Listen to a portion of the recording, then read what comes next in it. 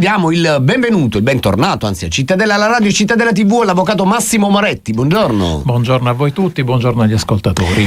L'avvocato Massimo Moretti che assiste il comune di Taranto in una delle cause civili più, iconiche, epiche direi, quella contro i veleni della fabbrica dell'ex Ilva targata Riva, e proprio delle scorse ore la sentenza con la quale la Corte d'Appello Civile di Taranto ha confermato la condanna nei confronti di Fabio Riva, erede di Emilio Riva, ex patron dell'acciaio, e di Luigi Capogrosso, direttore della fabbrica. Una sentenza che fa riferimento al cosiddetto processo per le cocherie, che è un processo vecchissimo, insomma in pochi ce lo ricordiamo purtroppo ormai.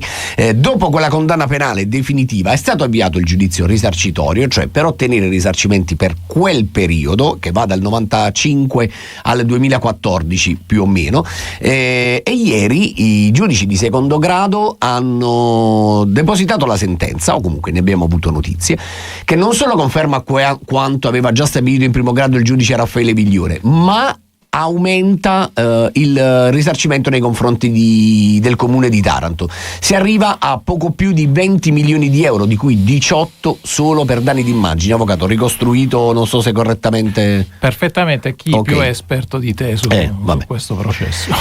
Insomma, allora avvocato, partiamo esattamente di qua, partiamo dai 18 milioni di euro rispetto ai 12 del primo grado, cioè 6 milioni di euro in più come danno d'immagine, e mi pare di aver letto che i giudici scrivono non è solo il clamore mediatico il danno ricevuto, ma la perdita di fiducia nelle istituzioni che c'è nei cittadini.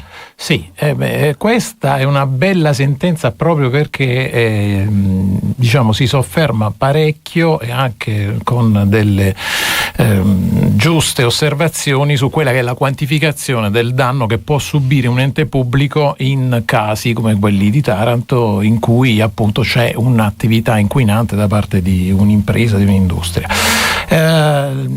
Come si è arrivati a questo? Ovviamente tra le tante voci di danno che sono state introdotte nel nostro atto di citazione c'era questa, che era la più corposa ovviamente, che era quella relativa al danno subito dall'ente pubblico che è rappresentativo della cittadinanza in relazione al fatto che la cittadinanza ha continuato a subire per un numero enorme di anni questo inquinamento, e il comune, malgrado si sia attivato in vari modi negli anni, non è riuscito in nessun modo a ridurre questo impatto inquinante. Tutto questo ha comportato anche una sfiducia da parte dei cittadini nei confronti dell'amministrazione pubblica, che è una dei tanti aspetti che sono stati valutati sia dal Tribunale con l'ottima sentenza del dottor Viglione, che è stata quindi confermata in ogni sua parte dalla Corte d'Appello. Ricordiamo la Corte d'Appello in questo caso era formato dalla dottoressa Calabrese come giudice relatore, il giudice Anna Maria Marra e all'altra Michele Campanale. Sì. E quindi che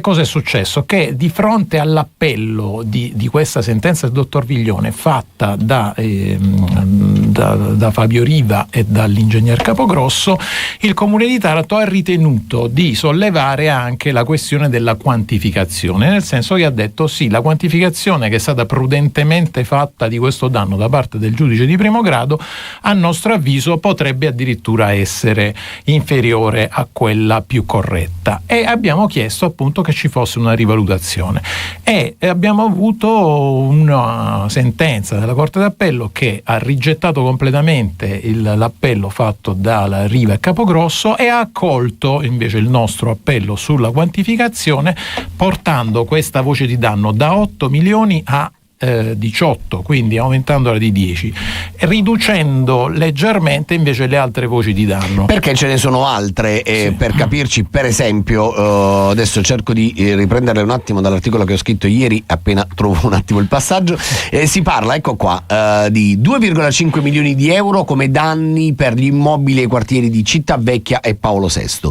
500.000 euro alle scuole dei due rioni, e poi 141... Aspetta, permettimi di dire, Prego. È una bella parte della sentenza si riferisce proprio alle scuole di Paolo VI. Ricordo come se fosse ieri, perché questa è una causa che è iniziata no, c'è un pezzo 2009 forse, sì. Più o meno.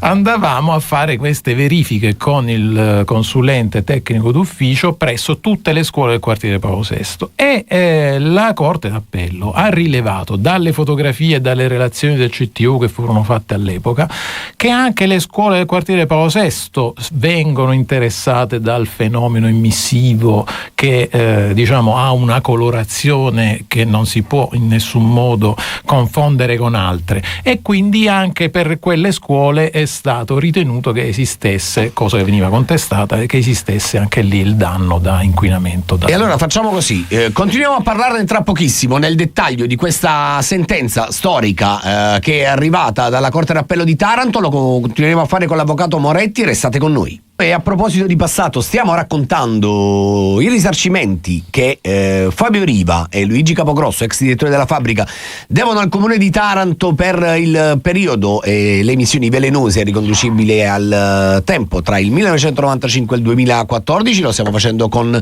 l'avvocato Massimo Moretti, che assiste il comune di Taranto. Eccomi. Allora, parlavamo delle somme diciamo che il comune deve ottenere da Fabio Riva, però prima di arrivare a questo volevo dire che questa è una sentenza civile in cui a un certo punto la Corte d'Appello conferma, come fatto in primo grado, l'esistenza di un reato penale, se vogliamo, cioè il disastro doloso innominato. Doloso nel senso che non è fatto per negligenza, ma è fatto in maniera consapevole. Non volontaria, però ecco, accettando il rischio che continuando a produrre così io genero quei danni. È qualcosa di particolarmente importante, avvocato? Sì, questa è una sentenza che davvero fa la storia di questo territorio e del rapporto con la grande industria, e questo aspetto in particolare credo che andrà studiato con grande attenzione, perché qui, come è previsto dal nostro ordinamento e come è confermato dalla giurisprudenza prevalente della Cassazione anche, il giudice civile può intervenire in via incidentale nella valutazione dell'esistenza di un reato.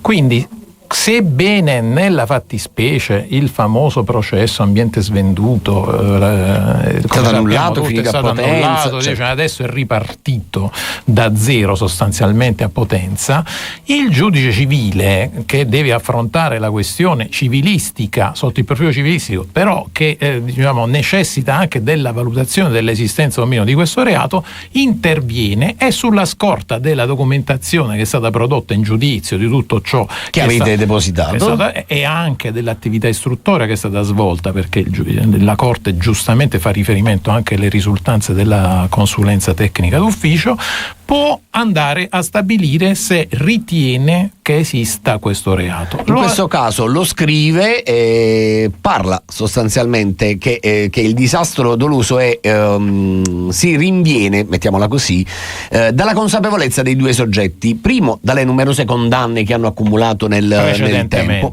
quindi come dire, sapevi di andare incontro a qualcosa di illegale, di dannoso soprattutto. Sì. Poi si fa riferimento anche ad atti pubblici come i famosi atti di intesa che non sono mai stati rispettati. Non solo, ma si prendeva atto di una situazione di grande rischio e pericolo rispetto alla soprattutto, aggiungo un dettaglio, che la sentenza civile dice che sì, è vero, potrebbe essere vero che l'Ilva dei Riva ha rispettato l'AIA, una serie di norme, ma questo non vuol dire che sia tollerabile per la salute umana. Esatto, questo è un altro principio estremamente importante sotto il profilo giuridico, perché la difesa che sentiamo anche oggi, perché purtroppo, come sai Francesco, qui le cause continuano ad andare avanti anche certo, per attività molto più recente di produzione dello stabilimento Ilva. La difesa che si pone sempre, si frappone tra noi e il giudice è sempre quello, ma noi rispettiamo i livelli delle emissioni previsti dalla norma.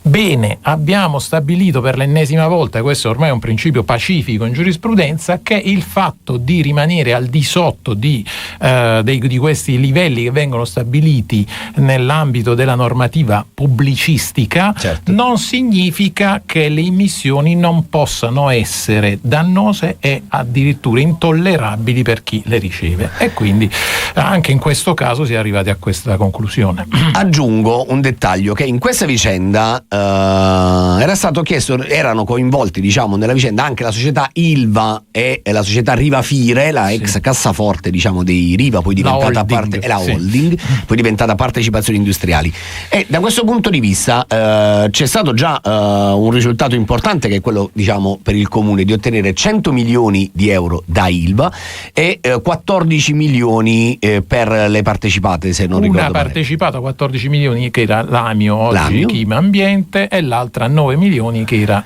Chima Mobilità. Avvocato, stiamo parlando di 20 milioni dalla Corte d'Appello, 100 milioni di là, altri 14 milioni di là.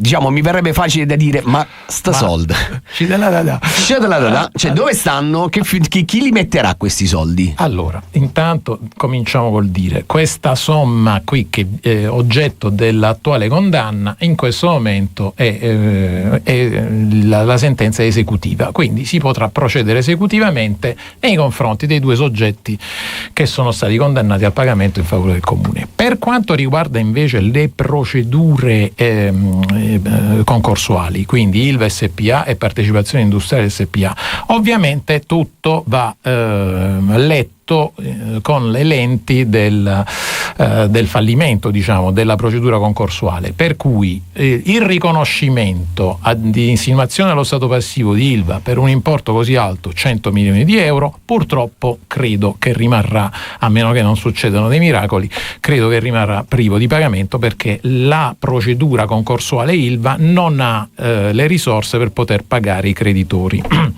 soprattutto se non venderà lo stabilimento ad un prezzo alto, quale e ho la vaga sensazione che non sarà così, mentre invece una piccola parte, diciamo intorno al 20% di quello che è stato insinuato al passivo di partecipazioni industriali potrebbe essere recuperato. Su questo continuo a dire che da tempo la procedura concorsuale di partecipazioni industriali potrebbe essere chiusa intanto e potrebbe comunque fare una ripartizione dell'attivo nei confronti dei creditori. Poiché si tratta di due società partecipate che, come sappiamo, hanno comunque difficoltà spesso connesse ai finanziamenti eccetera, sarebbe opportuno, e davvero in questo credo che dovremmo trovare almeno spazio di interlocuzione, che in uno dei tanti incontri che si fanno con il ministero competente, che è il MIMIT, si sollevi questa questione e si riesca ad ottenere il pagamento delle due società partecipate, sebbene al 20% almeno.